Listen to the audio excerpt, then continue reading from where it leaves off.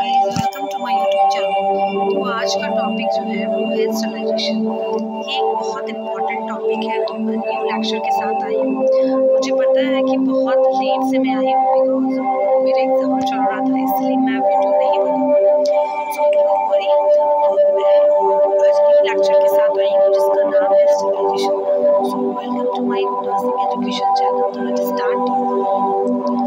तो सबसे पहले मैं इंस्टॉलेशन स्टार्ट करने से पहले ये जो मेन टॉपिक है कि इंस्टॉलेशन में क्या पढ़ूंगी, मैं आपको क्या पढ़ाऊंगी, उसमें चार टॉपिक मैंने दिया है, जिसका पहला है इंट्रोडक्शन, दूसरा है ऑब्जेक्टिव, तीसरा है मेथड्स और चौथा है एडवांटेज। ये जो चार मैंने टॉपिक लिखा है, ये एक बहुत इम्पोर्टेंट टॉपिक है कि जब इंस्टॉलेशन कोई भी हॉस्पिटल या फिर जो नर्सिंग कर रहे हैं तो इंस्टॉलेशन हमें पता रहना चाहिए कि इंस्टॉलेशन होता क्या है, कि इंस्टॉलेशन के बिना कोई भी हॉस्पिटल में इंस्ट्रूमेंट इंस्टॉलाइज कैसे होते हैं, ये इंस्टॉलेशन प्रोसेस में बताया जाएगा। ठीक है, तो स्टार्ट करते हैं। तो लेट्स स्टार्ट। सबसे पहले ये मैंने खुद बनाया है, इसलिए मैं इसे आपको क्लियर से बताना चाह रही हूँ कि मैंने बहुत क्लियरली इसमें लिखा है। तो इंस्टॉलेशन होता क्या है, सबसे पहले उसका इंट्रोडक्शन। तो इंस्टॉलेशन क्या है?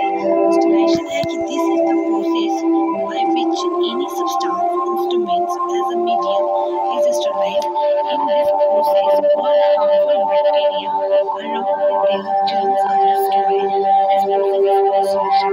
तो इसमें बोल रहा है कि जो इंस्टॉलेशन होता है वो एक ऐसा प्रोसेस है जिसमें कि कोई भी मीडियम, ठीक है, जिससे हम कोई भी सूक्ष्म जीवाणु यानी माइक्रो ऑर्गेनिज्म को किल कर सकते हैं स्पोर के साथ, जो भी स्पोर्स होता है उसके साथ। क्योंकि इंस्टॉलेशन ही एक ऐसा मेथड है जिसमें हम उसके स्पोर्स के साथ पूरी तरह से उसे नष्ट कर सकते हैं। ठीक है, तो इस प्रोसेस को क्या कहते हैं? स्टरलाइजेशन।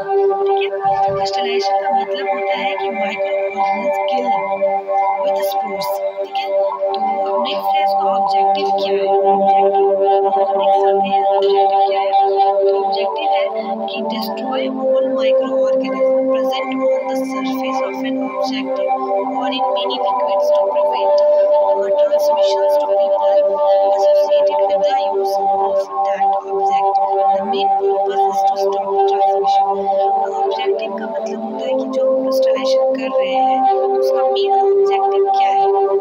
तो मेन ऑब्जेक्टिव यह है कि कोई भी माइक्रो ऑर्गेनिज्म को किल करना, इसका मेन ऑब्जेक्टिव है। ठीक है, मेन ऑब्जेक्टिव यही है कि जो भी इन्फेक्शन एक पर्सन टू अदर पर्सन या फिर एक जगह से दूसरी जगह को ट्रांसफर हो रहा है उसको रोकना है।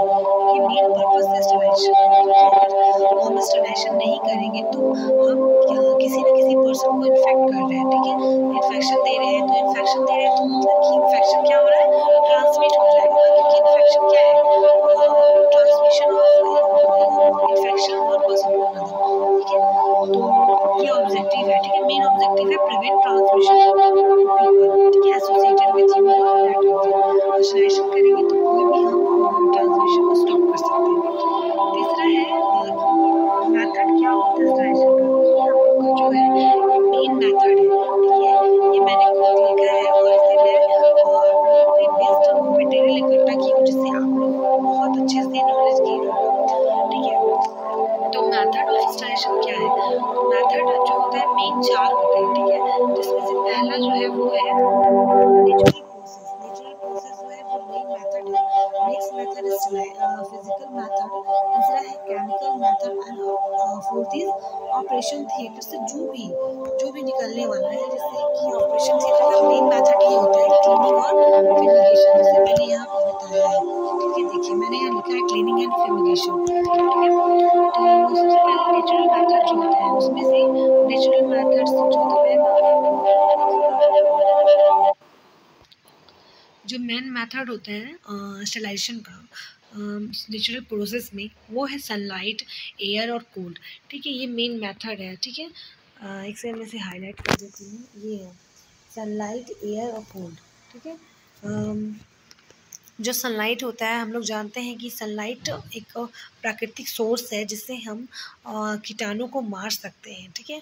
कम से कम कोई भी अनस्टरलाइज वस्तु जैसे कि मैट्रेस हो गया, जो भी हॉस्पिटल से निकलने वाला मैट्रेस, पिलो, ब्लैंकेट हो गया, ये सब को हम लोगों को क्या करना है, धूप में रख देना है, ठीक है। जो सनलाइट का जो रेज़ है वो डायरेक्ट ये मटेरियल पे पड़ेगा, 2 से 3 दिन तक हमें रखना है और इन्हें लंबे मतलब कि मेनी टाइम तक रख सकते हैं, ठीक है। जिससे मैंने यहाँ पे डिटेल में लिख दिया है, आप लोग इसे देखें और पढ़ें, ठीक है। तो इसमें मटेरियल मैंने लिखा है कि मैट्रेस यूज़ करना है, पिलो यूज़ करना है, ब्लैंकेट यूज़ करना है। दूसरा है एयर, ठीक है। एयर से भी हमें पता है कि एयर जो है वो उसमें भी माइक्रो ऑर्गेनिज्म बढ़ते हैं। तो लेकिन जब हम कभी भी कपड़े को एज अ एग्ज़ाम्पल, कभी भी कपड़े को जब धोते हैं तो उससे हमें पानी मतलब जो सोख लेता है, तो जब पानी जो सोखता है उससे क्या होता है, माइक्रो ऑर्गेनिज्म की बढ़ोतरी रुक जाती है, ठीक है। तो एयर से भी, क्योंकि एयर भी एक मीडियम है सूक्ष्म जीवाणु को किल करने के लिए, ठीक है। उसके बाद तीसरा है कोल्ड। कोल्ड भी एक बेस्ट मेथड है जीवाणुओं को मारने के लिए। उसके बाद फिजिकल मेथड पे आते हैं, सेकेंड इज जिसमें से हीट और रेडिएशन है। हीट जो होता है वो दो तरह का होता है, ड्राई हीट और मॉइस्ट हीट, ठीक है। रेडिएशन भी दो तरह के होते हैं, नॉन आयनाइजिंग और दूसरा है आयनाइजिंग। तो सबसे पहले मैं हीट के बारे में बताऊंगी। हीट से भी ये एक फिज़िकल मेथड होता है जिसमें हीट के ज़रिए हम माइक्रो ऑर्गेनिज्म को किल करते हैं। तो there is the two methods, there is first is dry heat and other is moist heat. पहला जो ड्राई हीट है उसमें हम लोग क्या करते हैं, ड्राई मतलब नाम से पता चल रहा है कि नॉर्मल सूखे, ठीक है। जैसे पहला incinerations, flaming and hot air, तीन is the best method to be dry heat, ठीक है। इंसिनरेशन हम जान रहे हैं कि हॉस्पिटल में जो चिमनी जैसा बड़े स्तर पर कपड़े वगैरह को जलाते थे, फ्लैमिंग करते थे, ठीक है। फ्लैमिंग जैसे कि निडल को फ्लेम करके, ठीक है। हॉट एयर मतलब हॉट एयर ओवन में भी हम लोग यूज़ करते हैं, ठीक है। तो ये सब चीज़ें जब हॉट एयर करते हैं तो ये ध्यान रखना है कि उसमें हमें साफ इंस्ट्रूमेंट को इंक्लूड नहीं करना है, ठीक है। Next is moist heat. में मॉइस्ट हीट जो है वो बहुत इंपॉर्टेंट है क्योंकि ये there is a two important method to be use in hospital in sterilization process, ठीक है। तो बॉयलिंग जो है वो एक बेस्ट मेथड है क्योंकि बॉयल हम जब करते हैं, बॉयलिंग से समझ में आ रहा है कि हमें 100 डिग्री सेल्सियस पे बॉयल करना है, ठीक है। जो इसका बॉयलर और मशीन होता है वो ऐसा लाइक होता है, इसमें ऊपर से ये ढका रहता है और इसमें कोई भी इंस्ट्रूमेंट रहता है, लेकिन इंस्ट्रूमेंट ही जो होगा वो होगा ब्लंट इंस्ट्रूमेंट, ठीक है, not be sharp instrument. Blunt में जैसे सिरिंज हो गया, ग्लास वेयर हो गया, क्लॉथ्स हो गया, स्टेनलेस स्टील हो गया, ठीक है, बर्तन हो गए, ठीक है। और हमें ये ध्यान रखना है कि जब बॉईल करते हैं तो कम से कम 30 मिनट तक बॉईल किया जाए, ठीक है, जिसे पूरी तरह से नष्ट हो जाता है माइक्रो ऑर्गेनिज्म। दूसरा है ऑटोक्लेविंग। ऑटोक्लेविंग जो है एक स्टीम प्रोसेस है, ठीक है। ये एक स्टीम प्रोसेस है, जैसे स्टीम प्रोसेस कहने का मतलब है कि इसका जो ऑटोक्लेव मशीन होता है वो इस तरह का स्ट्रक्चर रहता है, लंबा सा ऐसे रहता है, ठीक है, ऐसे ढका हुआ रहता है और यहाँ पे अल्टरनेट कैप लगे होते हैं, ठीक है, अल्टरनेट। और इसमें ड्राम रखा होता है, नीचे थोड़ा वाटर होता है, ठीक है। अम, ये इस तरह का मशीन होता है ऑटोक्लेव मशीन, ठीक है, जिसे हम ऑटोक्लेव मशीन कहते हैं। इस मशीन का क्या नाम है, ऑटोक्लेव मशीन, ऑटोक्लेव मशीन, ठीक है।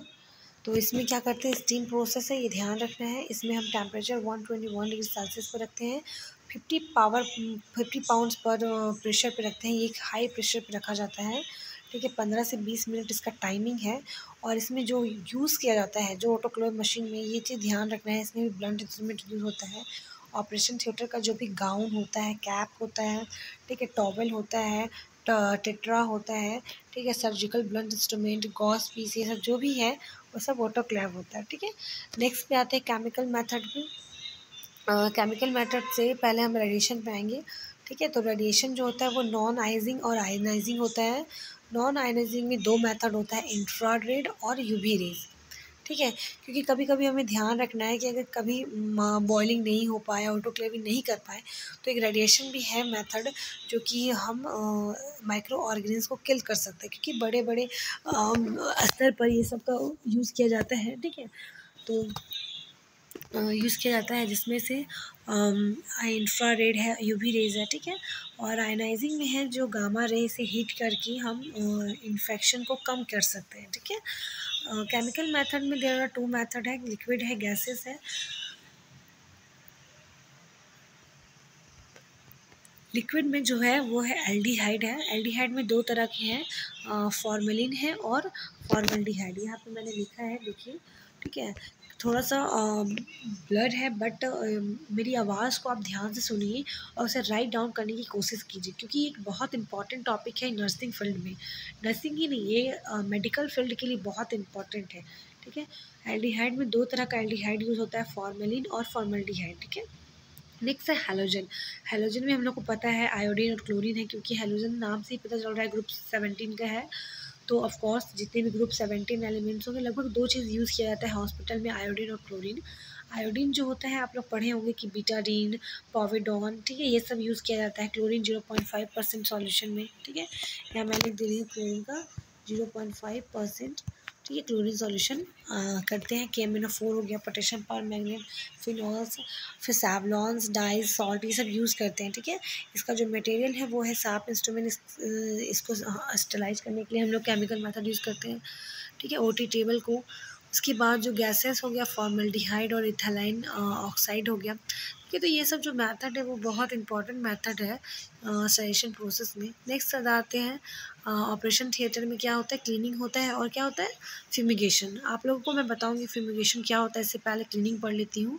क्लीनिंग जो होता है वो एक क्लीनिंग मेथड है क्लीन करने का, जिसमें ऑपरेशन थिएटर के जो रूम होते हैं उसके नीचे का फ्लोर होता है, सेल्फ्स होता है, विंडोज़ होता है, ये सब को भी क्लीन करना ज़रूरी है, क्योंकि हम एक भी माइक्रो ऑर्गेनिज्म को इंटर नहीं होने दे सकते ऑपरेशन थिएटर में, ठीक है।